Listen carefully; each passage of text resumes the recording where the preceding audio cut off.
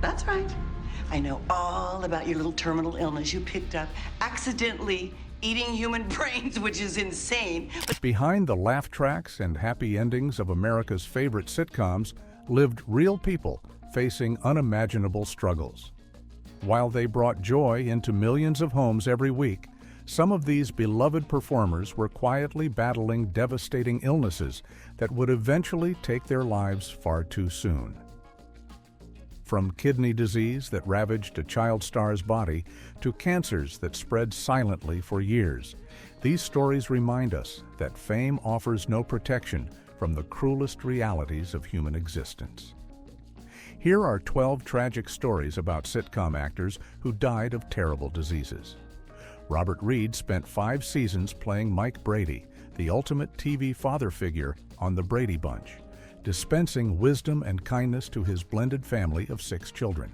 Off-camera, the classically trained Shakespearean actor constantly clashed with creator Sherwood Schwartz over what he saw as the show's shallow scripts, even walking off set multiple times and missing the series finale entirely over a storyline about Greg's hair turning orange from cheap tonic.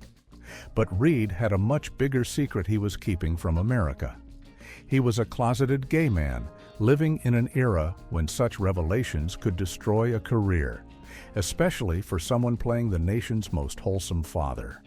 In November 1991, Reed was diagnosed with colon cancer. As his health deteriorated over the following months, he increasingly isolated himself, allowing visits only from his daughter Karen and close friend Ann Haney. He died at Huntington Memorial Hospital in Pasadena on May 12, 1992, at age 59. Initially, his death was attributed solely to colon cancer, but the truth emerged when his death certificate was obtained by the press. The document revealed that Reed had been HIV positive and that the virus had contributed to his death by weakening his already compromised immune system. How and when he contracted HIV remains unknown, as Reed had spent his entire life carefully guarding details about his personal relationships. Florence Henderson, who played his TV wife Carol, later recalled receiving a heartbreaking call from Reed when he knew he was dying, asking her to tell the kids. She described making those calls to the 6 young actors who had played the Brady children as the hardest thing she ever had to do. Jack Sue brought Detective Nick Yemena to life on Barney Miller with perfect deadpan delivery and impeccable comic timing. Born Goro Suzuki on a ship traveling from the United States to Japan in 1917, he spent World War II in a Japanese internment camp where fellow detainees remembered him as the camp favorite, entertaining at dances and events despite the dire circumstances. After the war, he adopted the stage name Jack Sue to avoid anti-Japanese prejudice while working nightclubs, eventually landing his breakthrough role in the Broadway musical Flower Drum Song. On Barney Miller, his character became known for 2 things: his philosophical one-liners and making absolutely terrible coffee that other characters constantly complained about. During the show's 4th season in 1977, Sue was diagnosed with esophageal cancer. A heavy smoker, he missed the last 5 episodes of that season while undergoing treatment. He returned for the opening of season 5, but the cancer had spread aggressively through his body. His final appearance was in an episode called The Vandal, which aired on November 9, 1978. His last line on the show was hauntingly appropriate: "I have nothing to add." As Sue was being wheeled into surgery shortly before his death, he looked at his co-star Hal Linden and made one final joke, referring to his character's infamous coffee. It must have been the coffee. He died on January 11, 1979, at age 61 at UCLA Medical Center. The cast and crew of Barney Miller created a tribute episode showing clips of his best moments, with cast members speaking from the heart about who he was as a person. The episode concluded with all of them raising their coffee cups in a final farewell toast. Petitions from family, friends, and community members flooded the Smithsonian after his death, leading the museum to collect his coffee mug, nameplate, and badge from the show. Jack Sue became the first Japanese American represented in the museum's entertainment history collections. Erin Moran lit up television screens for a decade as Joni Cunningham, the spirited younger sister on Happy Days, and later the star of the spin-off Joni Loves Chachi. Cast at age 13 in 1974, she grew up on the show, navigating the pressures that producers placed on her from around age 15 to lose weight and become this sexy thing, as she later recalled in an interview. When Happy Days ended in 1984 and her spin-off was canceled, Moran found Hollywood had little interest in the adult version of the teenager America had watched grow up. Guest appearances on shows like The Love Boat and Murder, She Wrote became increasingly rare. By 2010, she had lost her California home to foreclosure and was living in a trailer in Indiana with her husband Stephen Fleischman. On a Saturday afternoon in April 2017, authorities in Harrison County responded to a 911 call about an unresponsive female at a mother-in-law's trailer home. Erin Moran was pronounced dead at the scene. She was 56 years old. Before the autopsy results came back, her former co-star Scott Baio went on a radio show and publicly speculated that she had died from excessive drinking and drug abuse, claiming he had read reports of a heroin overdose. The backlash was swift and fierce. Days later, the coroner's office released their findings. Moran had died from complications of stage 4 throat cancer.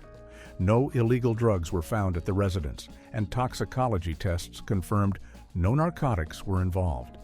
Her husband later revealed in an open letter that the cancer had progressed rapidly through her body without their knowledge. According to multiple accounts, Moran had been experiencing throat discomfort, but by the time the cancer was discovered, it had already reached its most advanced stage. Gary Coleman became one of the biggest celebrities in America when Diff'rent Strokes debuted in 1978. At age 10, he was earning $70,000 per episode, eventually accumulating around $18 million over the course of the show. His catchphrase, "What you talkin' 'bout Willis," became embedded in pop culture. But Coleman's success came at a devastating cost to his body.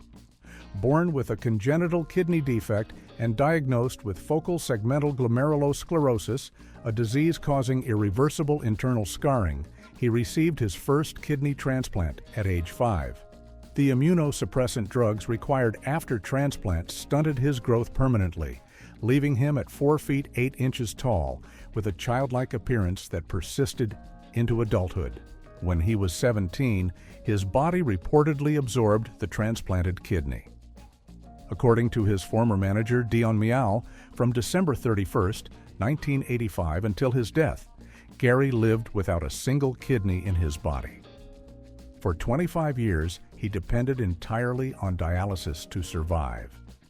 His manager recalled showing up to set one day and watching Gary complete a scene, then bend over and vomit. He fundamentally never knew what it was to be fully healthy. The constant medical interventions, the pressure of fame, and the betrayal he felt when he discovered his trust fund had been nearly emptied by those managing his finances, led to severe depression. In 1993, he admitted on television that he had attempted suicide twice by overdosing on pills. On May 26, 2010, Coleman fell in his Santaquin, Utah home and suffered an intracranial hemorrhage. He was rushed to Utah Valley Regional Medical Center, where he remained conscious and lucid until midday on the 27th, when his condition worsened and he slipped into unconsciousness. Life support was terminated on May 28, 2010. He was 42 years old. Freddie Prinze exploded onto the American comedy scene like lightning in a bottle. By age 19, his stand-up routine on The Tonight Show had made him a sensation. Within months, he was starring as Chico Rodriguez on Chico and the Man, which shot to the top of the ratings and made him one of the biggest stars on television. He had just signed a multi-million-dollar 5-year deal with NBC and performed at President Jimmy Carter's inaugural ball. He was married with a young son, living in a luxury hotel apartment in Los Angeles. He seemed to have accomplished more by 22 than most people achieve in a lifetime. but success had come so fast that Prince never had time to process it. As his friend and comedian David Brenner later explained, there was no transition in Freddie's life. He walked off a subway at age 19 and stepped out of a Rolls-Royce the next day. The sudden fame left him profoundly disoriented and depressed. He began abusing Quaaludes and cocaine, was arrested for driving under the influence, and his marriage fell apart. He threatened suicide multiple times, sometimes pretending to pull the trigger on his gun as a dark joke in front of friends. On January 28, 1977, Prince called his mother, his ex-wife, and his business manager, Marvin Dusty Snyder, from his hotel room. The calls alarmed Snyder, who rushed to the hotel. While Snyder was still in the apartment trying to calm him down, Prince pulled out a .32 caliber pistol and shot himself in the head. He was rushed to UCLA Medical Center and placed on life support, but he never regained consciousness. The machines were turned off on January 29th. He left behind a note that read, "I must end it. There's no hope left. I can't go on." His death was initially ruled a suicide, but his family later sued his psychiatrist and doctor for overprescribing Quaaludes and allowing him access to a gun. In 1983, a jury ruled his death was medication-induced and accidental, allowing his family to collect life insurance. His infant son, Freddie Prinze Jr., was less than a year old and wouldn't speak publicly about his father's death until decades later. Phil Hartman was known as Glue on Saturday Night Live because of his remarkable ability to hold sketches together and help other cast members shine. After 8 seasons on SNL, he moved on to star as the vain but lovable news anchor Bill McNeil on the NBC Sitcom News Radio, while also voicing multiple beloved characters on The Simpsons, including Lionel Hutz and Troy McClure. He seemed to be at the peak of his career in 1998, respected by colleagues and adored by fans. Behind the scenes, his third marriage to Bryn Omdahl was deteriorating. Bryn, a former model and aspiring actress, struggled with jealousy over Phil's success, while her own career never materialized. She battled substance abuse and had been in and out of rehab multiple times. Phil had removed their 2 children from the house on several occasions when Bryn's drug and alcohol-fueled outbursts became too volatile. On the evening of May 27, 1998, Bryn went out for drinks with a friend at an Italian restaurant in Encino. When she returned home around midnight, she and Phil had a heated argument before he went to bed. Sometime before 3 in the morning on May 28th, Bryn entered their bedroom while Phil slept. She shot him once between the eyes, once in the throat, and once in the upper chest with a .38 caliber revolver. Phil Hartman was 49 years old. Bryn then drove to her friend Ron Douglas's house and confessed what she had done, though he didn't believe her at first. They drove back to the Hartman home in separate cars. When police arrived, Bryn barricaded herself in the bedroom where Phil's body lay and turned the gun on herself. The murder-suicide shocked Hollywood and devastated their colleagues. Jon Lovitz, Hartman's friend and SNL co-star, later publicly accused their news radio co-star Andy Dick of reintroducing Bryn to cocaine in 1997, causing her to relapse. The 2 children were raised by Bryn's sister and brother-in-law. News Radio explained Phil's character's absence by saying he died of a heart attack, and Lovitz filled in for the show's final season. Marky Post became a television fixture in the 1980s as Christine Sullivan, the optimistic and kind-hearted public defender on Night Court. She joined the show in its 3rd season in 1985 and quickly became a fan favorite, helping bring heart to the zany courtroom comedy that ran until 1992. After Night Court, she co-starred with John Ritter in Hearts Afire and continued working steadily for decades with recurring roles on shows like Chicago PD and The Kids Are All Right. In late 2017 or early 2018, Post was diagnosed with cancer. Rather than stepping away from her career, she made a conscious choice to keep working while undergoing chemotherapy treatments, determined to make her illness her side job rather than her defining characteristic. She appeared in Lifetime Christmas movies and continued her guest-starring role on The Kids Are All Right, never publicly revealing her diagnosis. For nearly 4 years, she fought privately while maintaining her professional commitments.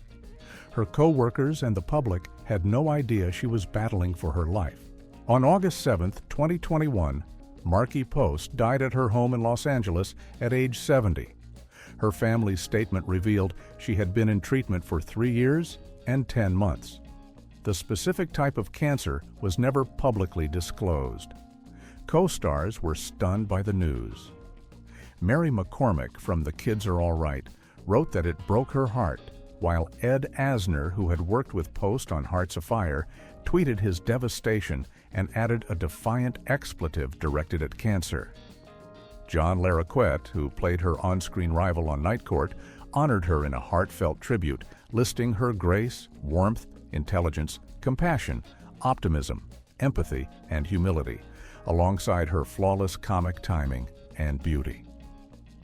Her family's statement emphasized that their pride was in who she was beyond acting, a person who made elaborate cakes for friends, sewed curtains for first apartments, and showed others how to be kind, loving, and forgiving in an often harsh world.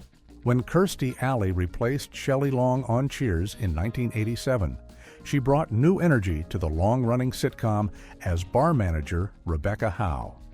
Her performance earned her an Emmy Award for lead actress in a comedy series in 1990, and the show maintained its high ratings through to its finale in 1993, which was watched by approximately 100 million viewers. She went on to star in her own sitcom, Veronica's Closet, which initially earned Cheers-level ratings in its first season.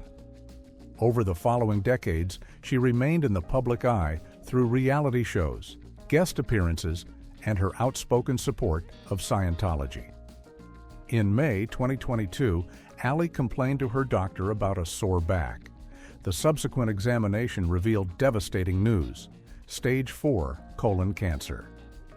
For 7 months, she underwent treatment at Moffitt Cancer Center near her home in Clearwater, Florida, but the disease was already too advanced. She died at home on December 5, 2022, surrounded by her closest family. She was 71 years old. Her children announced her passing on social media, revealing that the cancer had only recently been discovered. The news shocked her fans and colleagues because Alley had seemed energetic and upbeat in her final television appearance on The Masked Singer and had recently posted cheerful videos online. The sudden announcement of her death highlighted one of colon cancer's most dangerous characteristics. It often produces no symptoms until it has already reached advanced stages. According to medical experts, when an advanced colon cancer is discovered, it typically means the disease has been developing for 5 to 10 years or more. Colon cancer generally starts as early precancerous polyps that take 5 or more years to develop, then another 5 to 10 years to progress into cancer. Before Jack Soo became Detective Yamana, he survived one of America's darkest chapters. During World War II, he and his family were among the thousands of Japanese Americans forcibly removed from their homes and sent to internment camps under Executive Order 9066. Soo was held at the Topaz War Relocation Center in Utah, where fellow prisoners remembered him as a camp favorite who sang at dances and events, bringing moments of joy to an unjust imprisonment. After the war, he adopted the name Jack Soo to avoid the anti-Japanese prejudice that permeated American society, and began working in nightclubs on what was known as the Chop Suey Circuit, a network of Asian-themed venues where performers of Asian descent could find work. He was discovered by Gene Kelly while performing at the Forbidden City nightclub in San Francisco and cast in the Broadway musical Flower Drum Song in 1958. When the show moved to film in 1961, Soo reprised his role and decided to settle in Hollywood. His big television break came with Barney Miller in 1975, where he played the dry-witted detective Nick Yemena.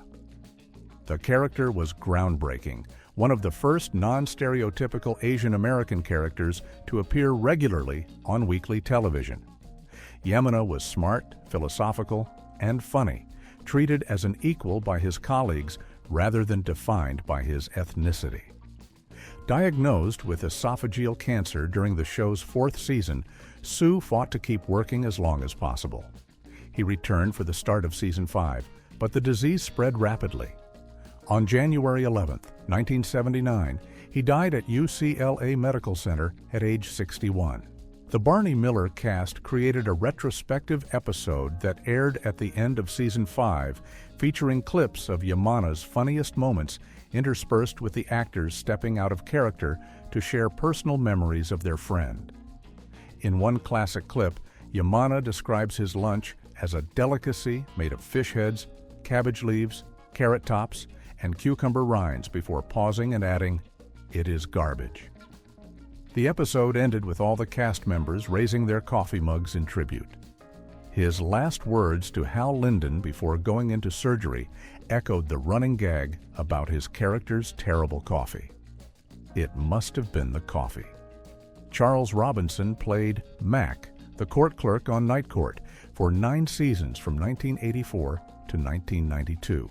While Harry Anderson's judge and Markie Post's public defender got most of the attention, Robinson provided steady support as the voice of reason in the chaotic Manhattan courtroom. After Night Court ended, he continued working steadily in television, with recurring roles on shows like Home Improvement and guest appearances across dozens of series. In July 2021, Robinson died at age 75 from cardiac arrest with multi-system organ failure resulting from septic shock and metastatic adenocarcinoma, a type of cancer that had spread throughout his body. His death came just weeks before Markie Post's passing in August, making them the 2nd and 3rd Night Court stars to die within a 3-year span. Harry Anderson, who played the eccentric Judge Harry T. Stone at the center of the show, had died in April 2018 at age 65 from complications of a cardioembolic cerebrovascular accident, a severe type of stroke. The cluster of deaths hit the show's fan base particularly hard, as Night Court had been a comfort watch for many viewers who grew up with these characters. John Larroquette, who won 4 consecutive Emmy Awards playing the lecherous prosecutor Dan Fielding and is one of the few main cast members still alive, has spoken about the pain of losing so many colleagues in such a short time. The physical toll that Gary Coleman's kidney disease took on his life extended far beyond his height. According to reports from those close to him, Coleman required dialysis treatments multiple times per week for the final 25 years of his life. The process was exhausting and time-consuming, requiring him to spend hours hooked up to machines that filtered toxins from his blood because his body couldn't perform this basic function. The treatments left him weak and nauseous, yet he had no choice but to continue them or die. In 2009, he underwent heart surgery that was complicated by severe pneumonia, further weakening his already compromised system. Throughout 2010, he suffered multiple seizures. One occurred in January while he was in Los Angeles. Another happened in February while he was on the set of the television show The Insider, alarming the crew and leading to another hospitalization. His body was failing in cascading ways, each system putting stress on the others. When he fell at his home in Santaquin, Utah, on May 26, 2010, the resulting brain hemorrhage was likely connected to his long history of health problems. The fall may have been triggered by another seizure or by the general weakness his body had endured for so long. He lingered on life support for 2 days before his ex-wife Shannon Price, who had been with him at the time of his fall, despite their contentious divorce, made the decision to disconnect the machines. The controversy over who had the right to make that choice led to legal battles after his death, with disputes over his estate and the circumstances of his final days continuing for years. The revelation about Robert Reed's HIV status after his death in 1992 came during a time when the AIDS crisis was still claiming thousands of lives annually and fear and misinformation about the disease remained widespread. Reed had lived his entire adult life closeted, married briefly to a woman in the 1950s with whom he had a daughter, then maintaining absolute privacy about his relationships with men for fear of how it would impact his ability to work as an actor. His role as Mike Brady, the patient and loving father who guided his children through life's challenges with gentle wisdom, made him an icon of wholesome American fatherhood. The contrast between his public image and his private reality created an impossible pressure. According to those who worked with him on the Brady Bunch, Reed took his responsibility as a TV father figure seriously even off camera. He famously took the 6 child actors on a trip to England to expose them to culture and Shakespeare, and gave them Super 8 cameras for Christmas so they could learn about filmmaking. Florence Henderson maintained a lifelong friendship with him and knew he was gay, though he never discussed it openly, even with her. The AIDS epidemic had been raging for over a decade by the time of Reed's death, having already claimed the lives of countless artists, actors, and other public figures. Reed's death certificate listing HIV as a contributing factor alongside colon cancer served as yet another reminder that the virus was not confined to any particular community, and that it could take even America's favorite television dad. These 12 stories represent just a fraction of the talented performers who brought laughter into our homes while privately enduring unimaginable physical suffering. From Jack Sue joking about his cancer as he was wheeled into surgery, to Marky Post working through 4 years of chemotherapy, to Robert Reed hiding his HIV status while playing America's ideal father. These actors gave everything to their craft, even as disease ravaged their bodies. Their legacies live on in the episodes that continue to air in syndication, bringing comfort and joy to new generations who have no idea of the pain these performers endured off camera.